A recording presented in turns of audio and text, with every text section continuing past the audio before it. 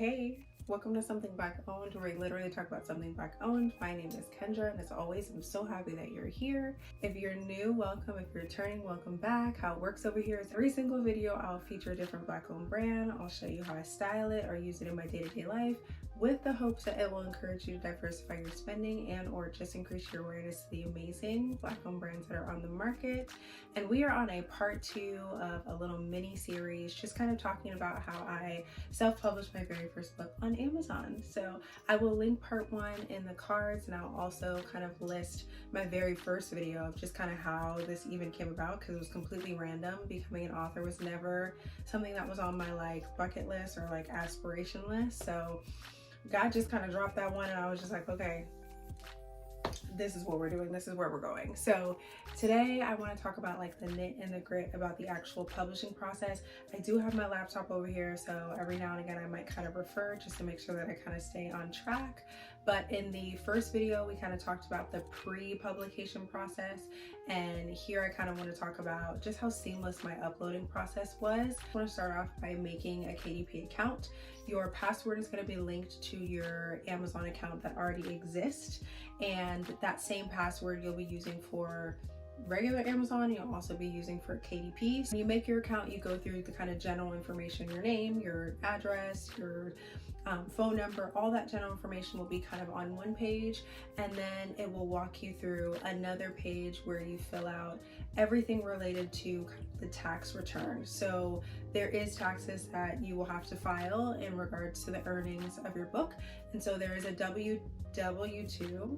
I always get W2 and W9 mixed up, but I'll have it somewhere. But there's a W2 tax form that you fill out, and it was really easy. I used my EIN number. I have an EIN number for another business that I use, and I liked using that better than my social security number, because you never just want your social security number just floating in the universe. So I would highly recommend, if you do not have an EIN number, to go apply for one. You can apply for one, I believe, through the government.com. I can kind of list that below for you guys too, but it is free. If there is an EIN kind of promotion going around where you have to pay for anything, it is an absolute scam.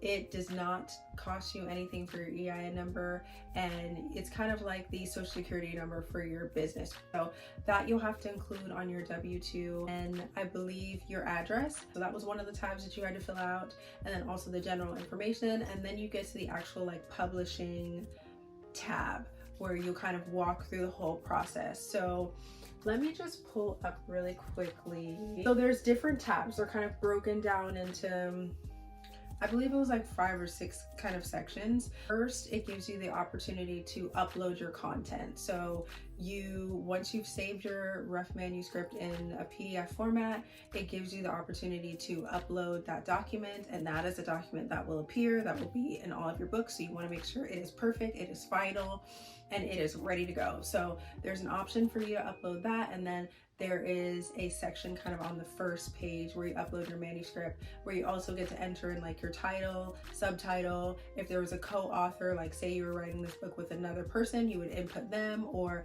for me, in my front page, I have my editor, which is my best friend, also listed. So you can have that option to have any contributors to your book.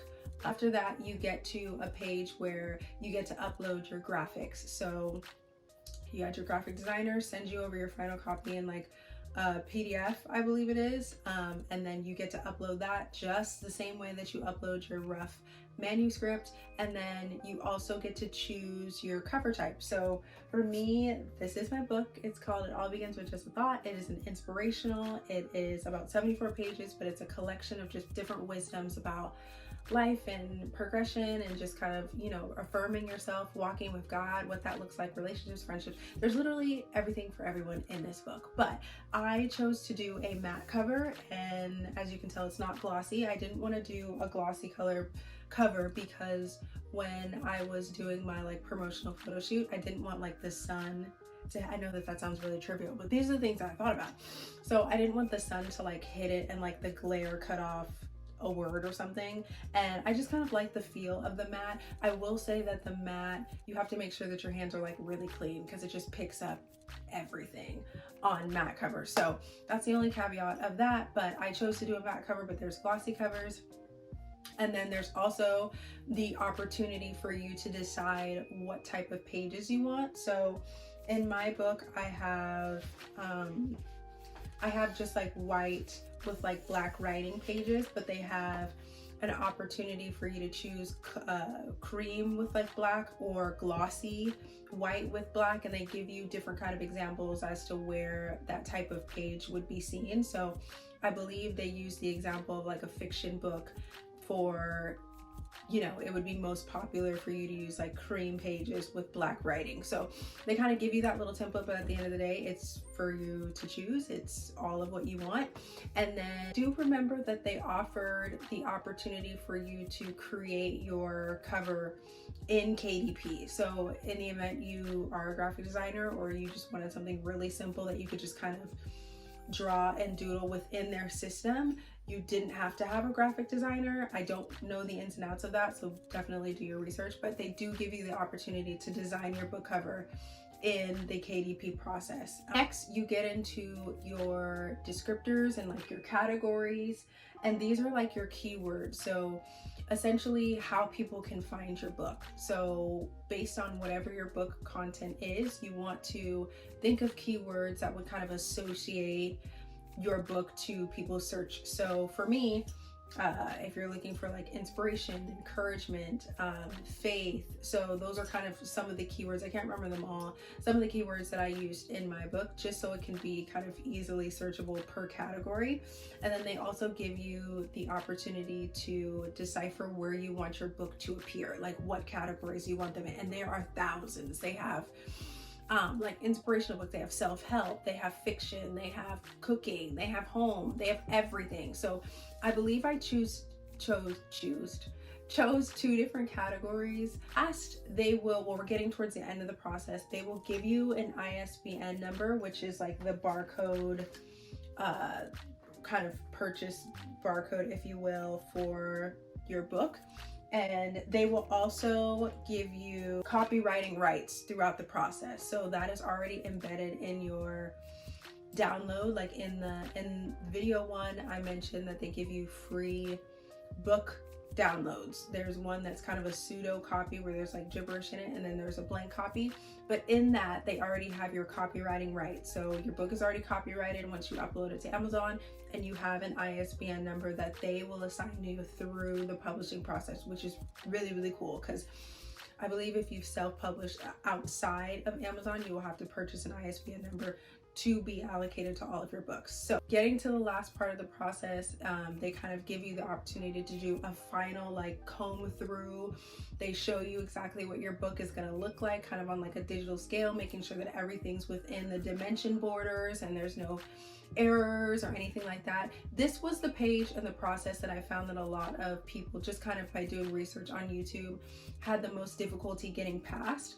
So I mentioned in my first video that I got my book formatted to avoid that. So I would just kind of caution to make sure that you're really kind of dissecting all errors and formatting, and just making sure mostly that your dimensions are the size that they need to be. So once you hit submit, you are submitted. They will send you an email kind of congratulating you for taking this step, and you can kind of share your link with everybody, and it will be made available for everybody to search. There is a look and find option where people can kind of preview a certain amount of your book beforehand.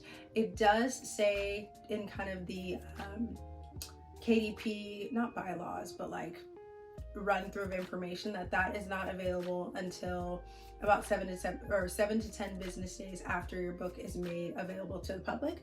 Me, I had to personally ask for it because I was noticing that it was not, and it was like 30 days after, and we were having a disconnect. So I had to reach out to the help desk. So definitely don't be afraid to reach out.